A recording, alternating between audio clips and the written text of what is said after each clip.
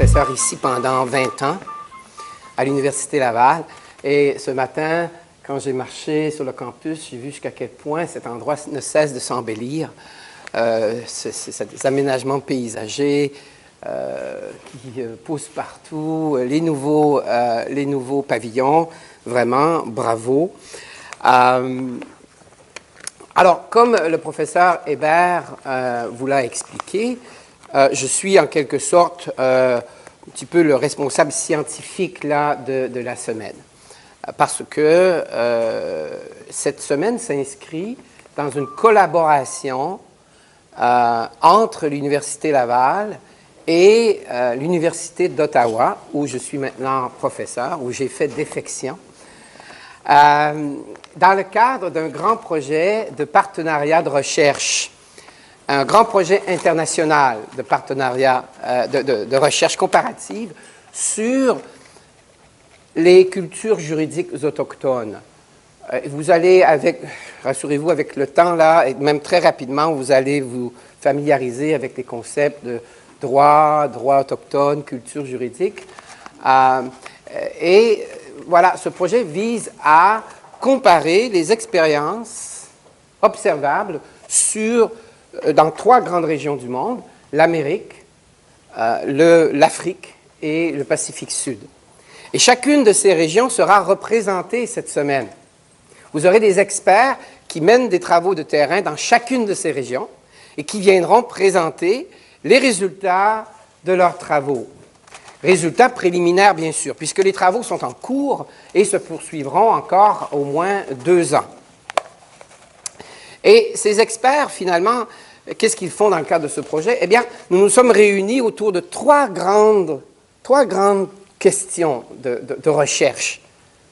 La première question, c'est comment se manifestent les cultures juridiques autochtones dans les différentes parties du monde étudiées. Ah, pardonnez-moi, Alpha, vraiment, je devrais ne pas trop bouger, hein? OK. Bon, alors, on continue. Et donc, on se demande comment se manifestent les cultures juridiques autochtones, comment elles apparaissent, comment, finalement, on peut aujourd'hui les percevoir et les comprendre. Ce sera un enjeu de cette semaine. Et dès ce matin, avec la professeure Hadley, nous allons commencer à examiner ces questions très pratiques, très méthodologiques, de savoir qu'est-ce que le droit autochtone, où trouve-t-on le droit autochtone, hein? Et ensuite, que dit ce droit autochtone? Ça, c'est la première préoccupation. Et donc, ce sera une préoccupation, un thème important de cette semaine. La deuxième grande question de recherche, c'est celle de savoir quelles sont les interactions, comment interagissent les traditions juridiques autochtones avec le droit de l'État. Le droit de l'État, le droit occidental qui s'est imposé dans toutes les grandes régions qui ont fait l'objet d'une colonisation à partir du XVIIe siècle.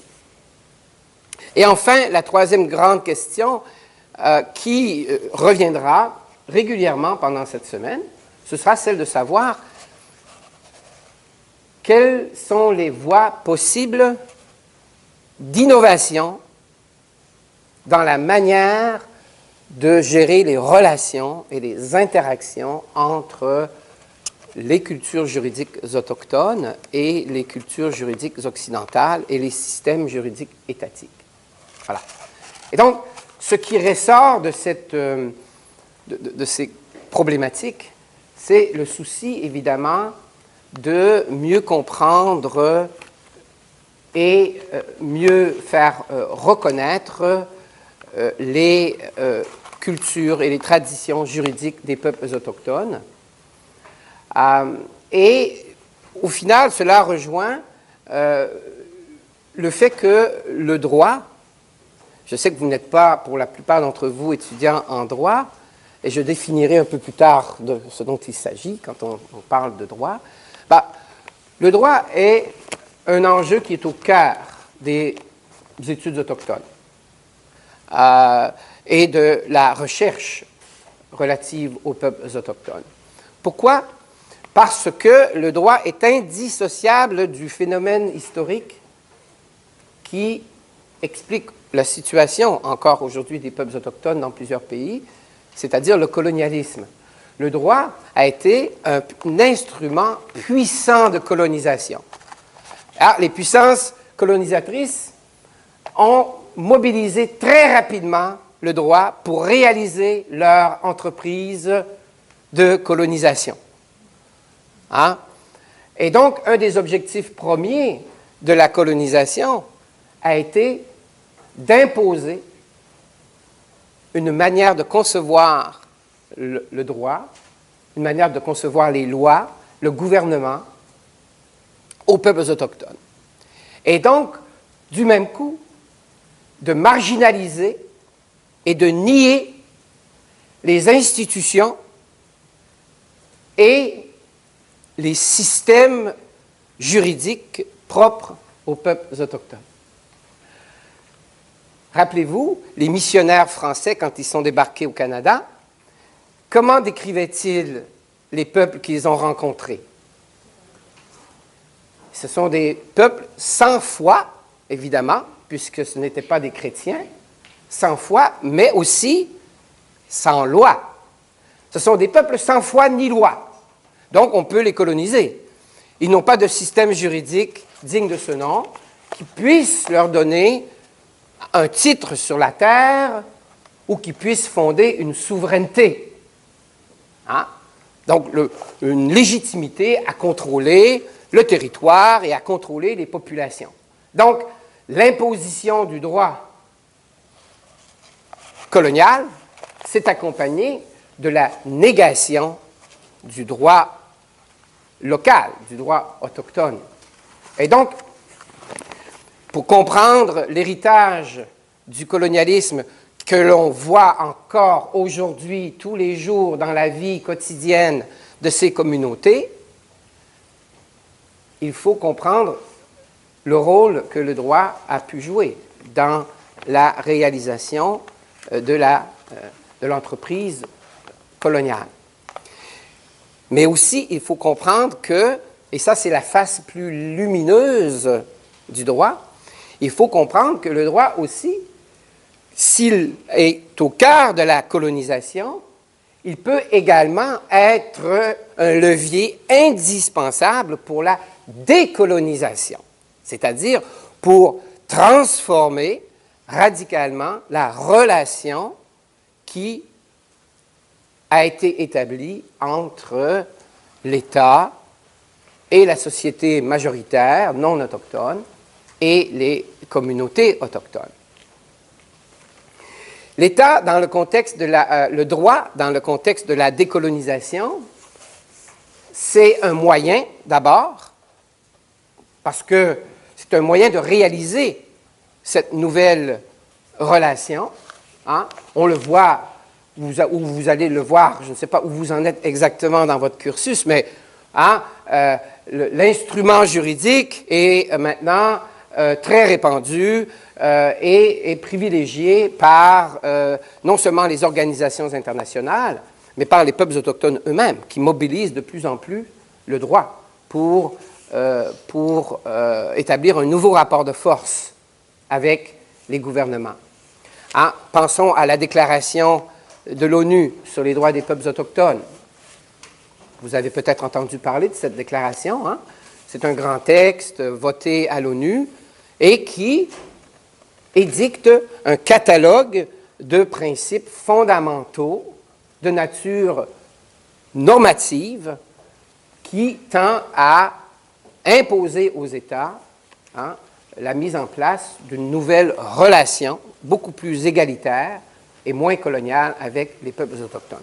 Donc, le droit est un instrument de décolonisation si, évidemment, la volonté politique est au rendez-vous.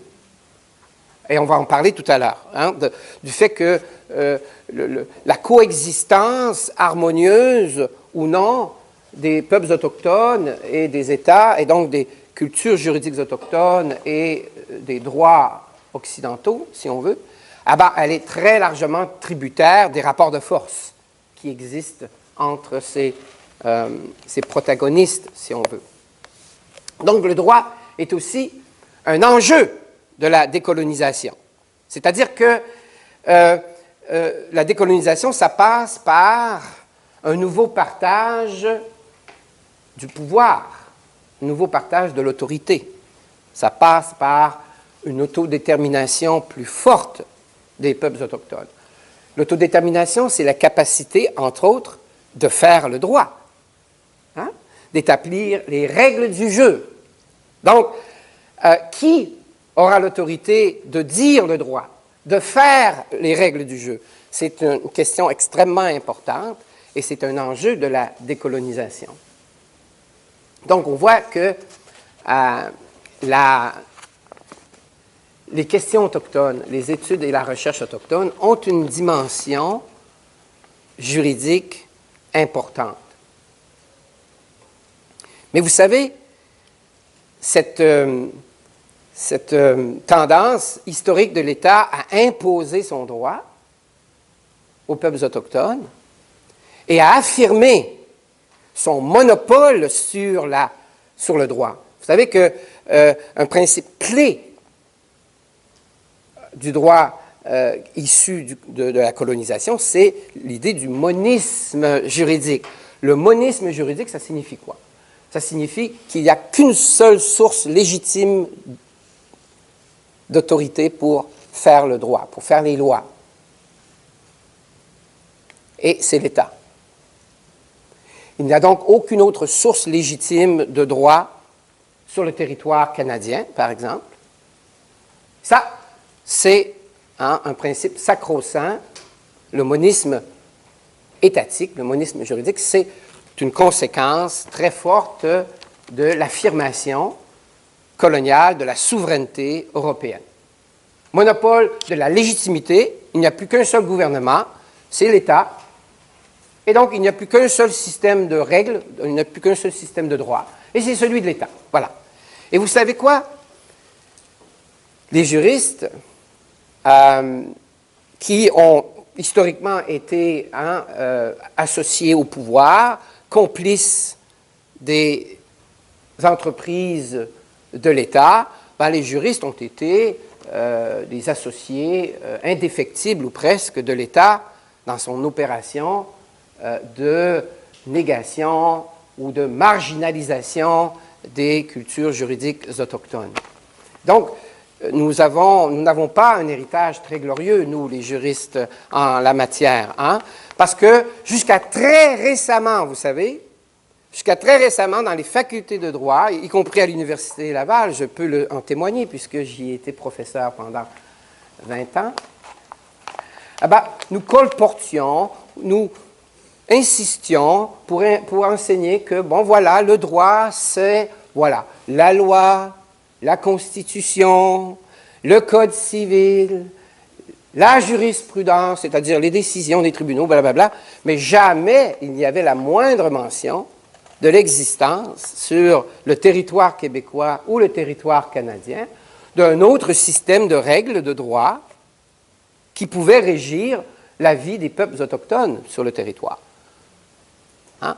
Et ce n'est que très récemment qu'on accepte maintenant dans les facultés de droit que, oui, quand on regarde attentivement et qu'on enlève nos lunettes monistes coloniales, on peut voir sur le terrain que la vie des peuples autochtones est régie dans les faits, encore aujourd'hui, dans bien des cas, par des règles qui n'ont rien à voir avec les règles qui sont édictées dans les codes, le Code civil du Québec, par exemple.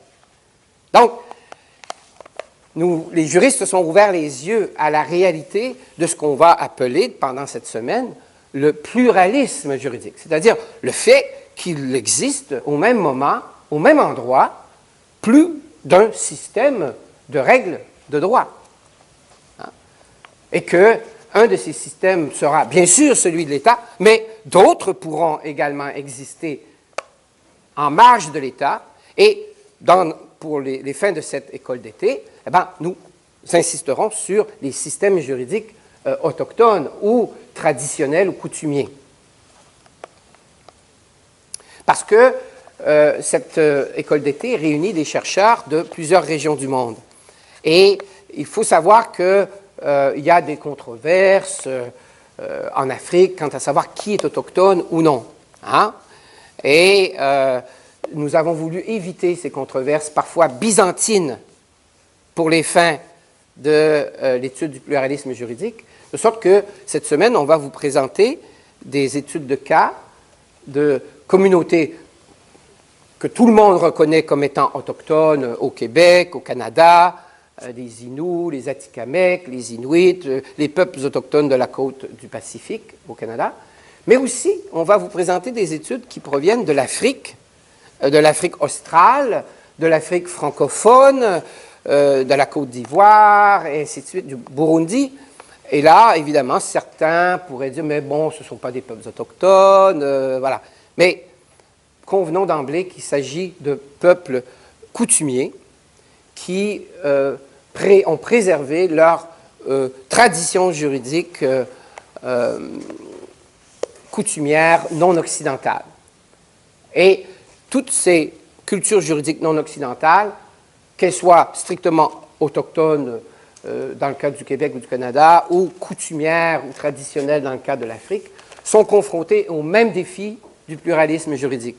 C'est-à-dire au même défi de voir l'État leur donner une place plus grande, une plus forte légitimité pour assurer, si on veut, le développement des communautés. Et là, les juristes ont tiré de grandes leçons des autres disciplines des sciences sociales et surtout de l'anthropologie. Et c'est là qu'il faut noter cette dimension forte de cette école d'été qui est le fruit d'une collaboration entre les juristes, les anthropologues, les politologues, les criminologues, des spécialistes du travail social. Et donc, vous aurez devant vous des intervenants de plusieurs champs disciplinaires. Donc, je voulais vous rassurer, vous n'aurez pas un cours ennuyant, aride de droit, même s'il sera toujours question de droit. J'espère qu'on va vous faire découvrir un visage beaucoup plus intéressant du droit, parce que le droit, hein, c'est une science sociale, et cette semaine, on espère pouvoir vous ouvrir l'horizon des phénomènes juridiques comme phénomènes complexes, hein, et non pas simplement comme réalité technique ou professionnelle, n'est-ce pas? Voilà. Est-ce que j'ai oublié? Donc, si on veut, l'ouverture au pluralisme juridique, l'ouverture donc à la diversité des systèmes juridiques, c'est une condition de la décolonisation. Décolonisation des institutions, mais aussi décolonisation des esprits, décolonisation du savoir. Et donc, cette semaine, nous allons nous attacher à cette noble ambition qui est de décoloniser notre manière de concevoir le droit. Juste avant de terminer, je voulais vous signaler une caractéristique ou un élément extrêmement original de cette école d'été.